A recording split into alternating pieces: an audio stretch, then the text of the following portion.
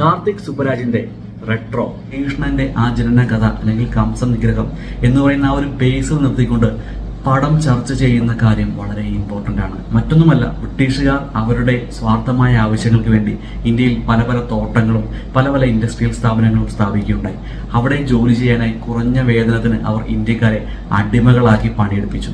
അങ്ങനെ പണിയെടുപ്പിച്ച ബ്രിട്ടീഷുകാർ അവസാനം ഇന്ത്യ വിട്ടുപോയി. ഇന്ത്യ വിട്ടുപോയപ്പോൾ ഇന്ത്യക്കാർ സന്തോഷിച്ചു. നമ്മളെല്ലാവരും വിചാരിച്ചു നമുക്ക് സ്വാതന്ത്ര്യം കിട്ടിയെന്ന്. എന്നാൽ ബ്രിട്ടീഷുകാർ പോയപ്പോൾ ആ സ്ഥാപനങ്ങൾ, ആ തോട്ടങ്ങൾ അതെല്ലാം മറ്റു ചില മുതലാളിമാരുടെ, അതായത് ഇന്ത്യൻ മുതലാളിമാരുടെ കൈകളിലായി.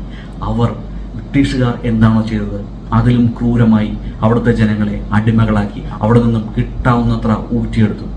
ഈ ഒരു സാഹചര്യത്തിലാണ് കാർത്തിക് സുബ്ബരാജ് ശ്രീകൃഷ്ണ കഥയുമായി ബന്ധിപ്പിക്കുന്നത്. അതായത് കംസൻ എന്ന വില്ലന് പകരം ഈ ഒരു മുതലാളിയെ കൊണ്ടൊന്ന് പ്രതിഷ്ഠിക്കുന്നു. ആ മുതലാളിയുടെ ക്രൂരകൃത്യങ്ങൾ കംസന്റെ ക്രൂരകൃത്യങ്ങളെ പോലെ അദ്ദേഹം കമ്പയർ ചെയ്യുകയാണ്.